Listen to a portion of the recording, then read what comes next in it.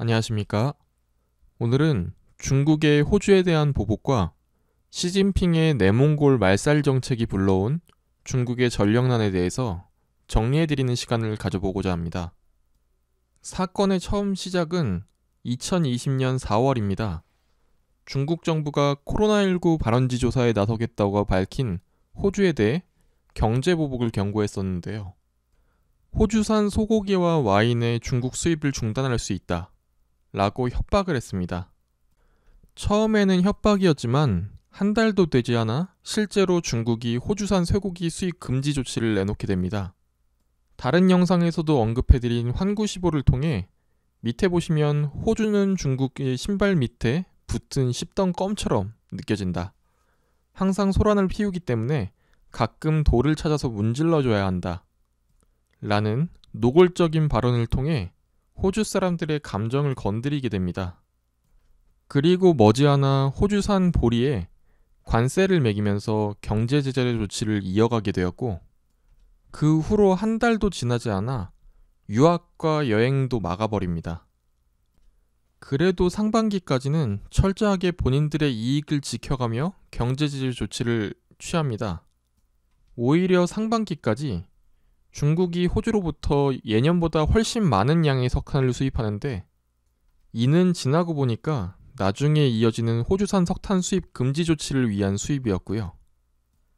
8월에는 호주가 아닌 다른 국가로부터의 철광석 수입을 강화하면서 경제제재 조치를 더 강력하게 시행할 준비를 완벽히 마칩니다.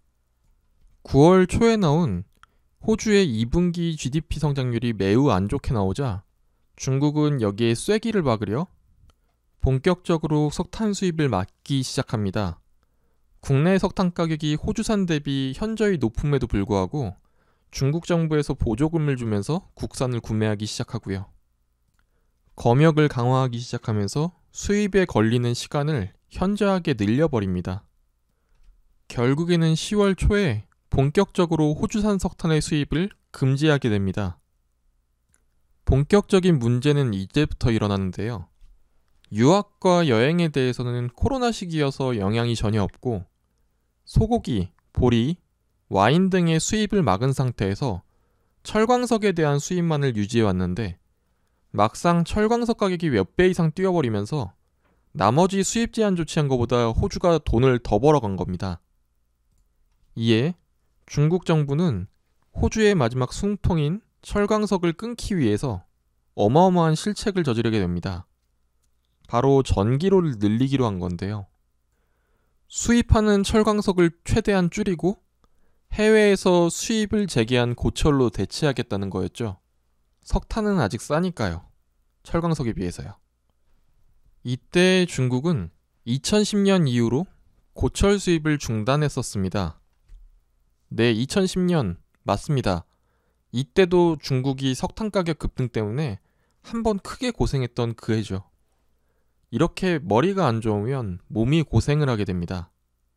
과거 10년 전에 얻은 교훈은 다 날려버리고 지금 당장 석탄이 싸니까 비싼 철광석 대신에 고철 수입을 다시 해서 전기로를 통해 모자라는 철광석을 대체하겠다는 거였죠.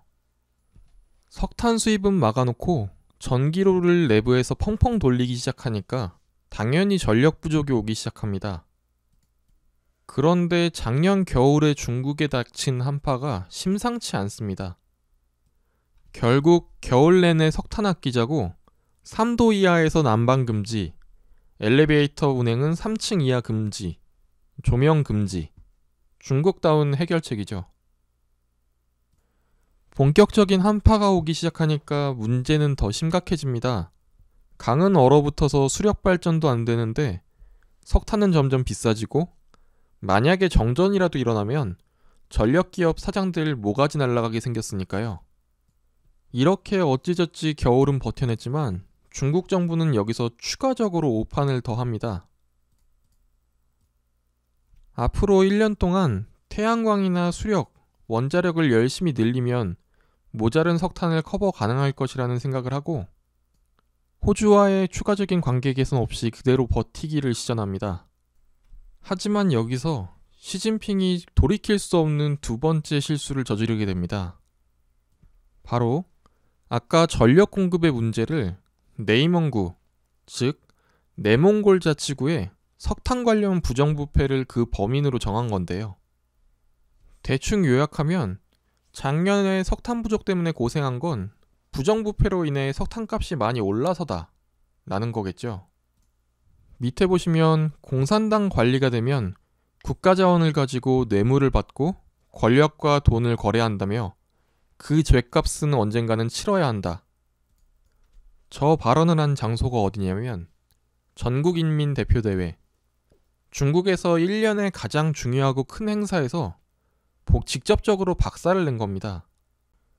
당연히 여파가 크겠죠.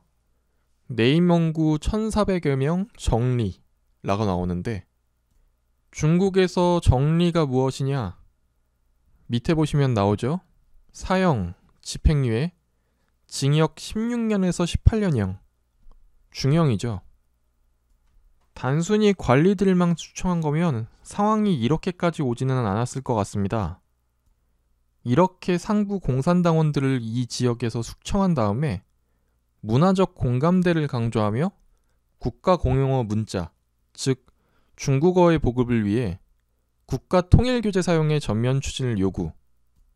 결국 몽골 자치구의 자치성을 말살하겠다는 이야기죠. 밑에 보시면 반부패라는 명목을 삼아서요. 이 지역 지방방송국 직원 역시 공용어 정책에 반발해 수갑과 족쇄를 찬 채로 경찰서에 끌려가기도 했답니다. 밑에 보시면 기존 몽골인으로 이루어져 있던 고위직도 한족으로 변경한 거 보이죠? 이런 상황에서 석탄 생산량을 늘리라고 몽골인들을 아무리 독려해봤자 석탄 생산량이 나올 리가 없습니다. 당연히 석탄 가격이 저렇게 급등할 수밖에 없는 요인이죠. 이제 상황이 본격적으로 심각해지기 시작합니다. 5월 중순에 가면 중국이 비트코인 채굴 금지를 선언합니다. 이미 전력이 엄청 모자르기 때문에 자국에서 비트코인을 채굴하는 행위 자체를 금지한다는 거죠. 이 시기부터 각 지역에 홍수와 가뭄이 번갈아 오면서 수력 발전 양도 줄어들기 시작하고 6월 들어서는 본격적으로 중국 남부의 공단 지역에 일주일에 4일 공장 가동 명령을 내립니다. 하지만 본격적으로 이 시기부터 중국 남부에 폭염이 찾아오죠. 엄청난 에어컨 수요가 생기기 시작합니다. 결국 마지막 남아있는 희망은 태양광과 원자력인데 또 하필 이 타이밍에 중국에서 가장 큰 원전인 타이산 원전에서 방사능이 새어나오기 시작합니다. 처음에는 이 사실을 숨기고 몰래 계속 가동하다가 결국 CNN에서 이 사실을 보도하자 가동을 중단한 후에 정밀 검사를 실시하고 그 후에 가동을 재개했다고 보도하죠. 사실은 어떤지 잘 모르겠지만요. 결국 이 이후 7월과 8월에도 폭염과 석탄 감산으로 인한 중국 정부의 고통 소식이 계속 들려오더니 이번에 제대로 터진 겁니다. 현재 중국이 가지고 있는 석탄 재고는 일주일 정도밖에 되지 않는다는 이야기도 나오고 있습니다. 중국의 전력난 관련하여 관련 산업과 수혜지 관련돼서는 저번 시간에 정리해드렸고 오늘은 이 사태의 전체적인 상황에 대해서 한번 정리하고 넘어갈 필요가 있을 것 같아서 영상을 제작하게 되었습니다. 잘 보셨는지 모르겠네요. 힘든 한 주입니다. 이틀 남은 이번 주도 성공 투자하시고 이번 주 마무리 잘 하시기 바라겠습니다. 감사합니다.